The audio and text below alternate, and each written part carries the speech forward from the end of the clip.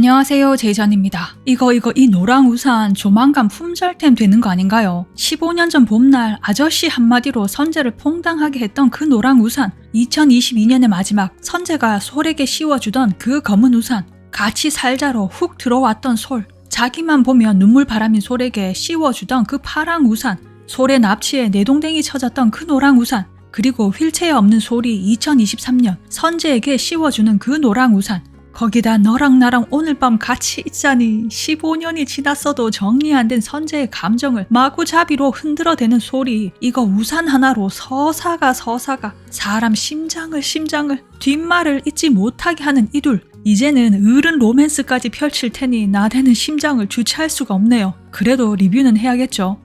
솔이 걷지 못하게 된 그때로 이야기는 되돌아가고 여전히 솔이 곁에서 솔이 지킴이 중인 선재였군요. 봄에 시작된 선재의 첫사랑은 가을이 되었어도 여전히 솔에게 자기의 존재조차 알리지 못한 채 버스에서 잠든 솔이를 지키고 있었는데, 하필이면 그때 가방 속 아이템들이 쏟아지면서, 하필이면 그 저수지 앞에서 하차 중인 솔을 보지 못하면서 솔을 놓치게 되고, 버스 정류장으로 오는 택시를 반갑게 멈춰 세웠던 솔이 쇠함을 느낄 때쯤 납치가 되고, 기절한 척 연기하며 틈을 보다 탈출하지만 결국 그 택시에 치여 저수지에 빠지게 되는데요. 솔을 찾아 헤매던 선재의 눈에 들어오게 되고 단 1초의 망설임도 없이 저수지로 뛰어들어 솔을 구해내고, 자신의 얼굴을 본 선재도 솔도 처리하려 되돌아온 그 살인범과 몸싸움이 벌어지고, 다행히 순찰 돌던 경찰에 그놈은 체포되었지만 솔은 걸을 수가 없었고 좌절감만 가득했고, 어쩌면 그때 미리 깨우지 못해 이런 일이 벌어졌다, 솔을 따라 함께 내리지 못해 이런 일이 벌어졌다, 죄책감과 미안함만 가득한 채 선재는 15년을 살아왔던 거였습니다. 하지만 이번은 다르죠. 9월 1일 그 사건이 터지고야 말았지만 솔에게 그때의 기억들이 떠올랐기에 택시 열쇠까지 들고 도망을 칠 수 있었고, 솔의 걱정을 들었던 선재가 있었고, 경찰서를 찾은 선재 덕에 태성의 아빠 김영사가 출동을 했고 사고를 피할 수 있었으니 말이죠. 하지만 그 덕에 그 살인범은 잡히지 않았고, 선재도 그놈도 서로의 얼굴을 확인하지 못했고, 택시 열쇠로는 아무래도 범인을 잡을 수가 없었을 듯하고, 그 순간 솔은 다시 2023년으로 타임슬립을 하게 되는데요. 자신이 걸을 수 있다는 기쁨도 잠시 2023년 1월 1일이 되는 순간 만나자던 약속이 떠오르지만 이미 약속 시간은 지난 지 오래였고, 그 나무 또한 사라진 지 오래였고, 다시금 18살로 돌아온 솔은 그 사고도 선재도 기억하지 못했고, 그렇게 18살의 솔과 선재는 다시 멀어졌고, 2023년 솔의 삶에는 선재가 없었습니다. 선재의 전화도 없었을 테고 선재의 팬이 되지도 않았을 테고, 그러니 그 시계도 이제는 솔에게 없었을 테고 말이죠.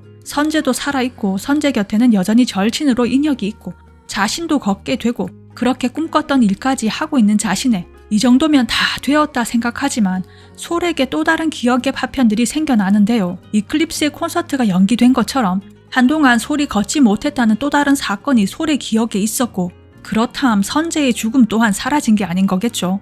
선재의 콘서트가 열리는 날 여전히 밖에서 그 현장을 느낄 수밖에 없는 솔이었는데, 또다시 누군가에 부딪혀 떨어지는 휴대폰에 솔은 깨닫습니다. 한강에서 만나게 될 선재를 말이죠. 이제는 자신이 선재의 첫사랑이었다는 걸 알게 된 솔과 여전히 솔을 마음에 간직한 선재의 만남에 심장이 얼마나 뛰던지, 근데 거기다가 선재가 죽을까봐 오늘 밤 너랑 나랑 같이 있자로 훅 들어오는 솔에, 같이 살자던 솔에 주랭랑을 쳤던 선재가 집으로 솔을 데려가는 예고에 8회를 기다리는 게 죽을 맛이 되어버렸는데요.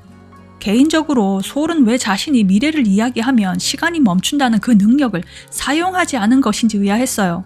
그놈에 대한 정보를 더 알아볼 수도 있었을 텐데 말이죠. 체포를 피했던 그놈이 솔의 주변도 선재의 주변도 여전히 서성이고 있는 느낌이라 어쩌면 선재가 또다시 죽게 될 것 같은 불안감이 엄습해 온다고나 할까요. 아무래도 조만간 솔이 그 시계를 찾기 위해 고군분투할 듯하고, 그 시계를 경매에서 샀던 사람을 만났는데 아무래도 그게 태성일 듯하고, 태성은 아빠의 뒤를 따라 형사가 되어 있을 듯하고, 그렇게 다시 엮여지는 이 세 사람이 되지 않을까 싶은 게, 전반부 마무리를 앞둔 선재 업고 튀어 진짜 선재 업고 튀고 싶은 마음이 절로 듭니다.